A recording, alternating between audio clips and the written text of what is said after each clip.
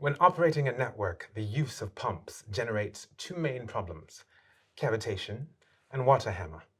We will discuss these two problems and try to understand why they occur. When the pressure of a liquid decreases to below a threshold value called the saturation vapor pressure, the liquid in question is transformed into gas. It is also said to vaporize.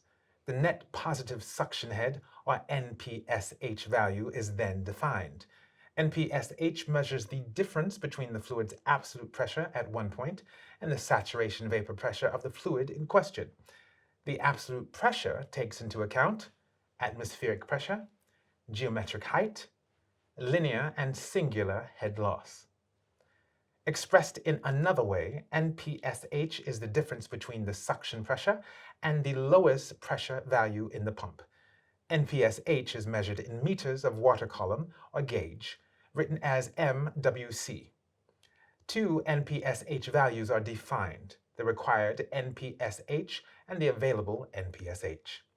The pump's manufacturer provides the NPSH required by the pump, which increases when discharge flow rate increases.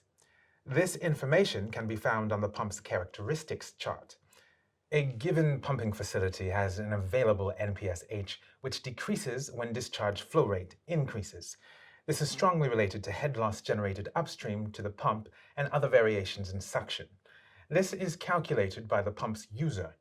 Warning: it is essential that the NPSH required remains lower than the available NPSH. As soon as this condition is not met, cavitation may occur.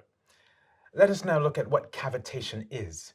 Cavitation results from local vaporization of a liquid, in our case water, caused by a decrease in static pressure.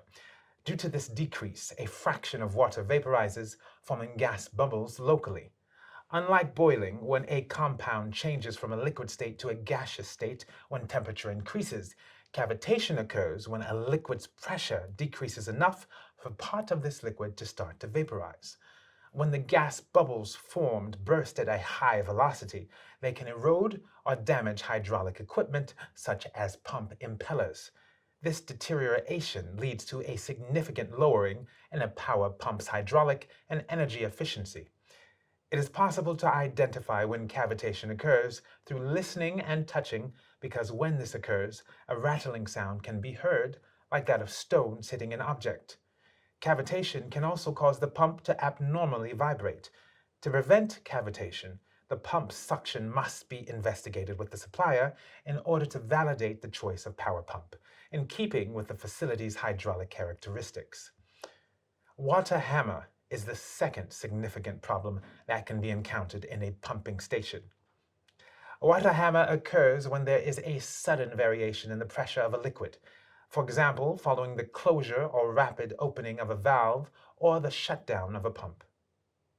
A succession of rapid and cyclical overpressure, surge, and underpressure, vacuum, waves travel along the pipe until they die down, and can result in broken or deformed pipes as well as other equipment in the water network.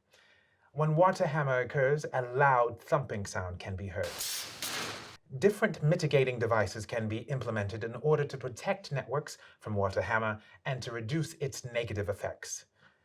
Three devices in particular are useful to prevent water hammer effect: water hammer surge tanks, check valves, and air valves. What you need to remember: when operating pumps, two main problems may be generated that may have serious repercussions on the equipment found in the network and in pipes: cavitation and water hammer.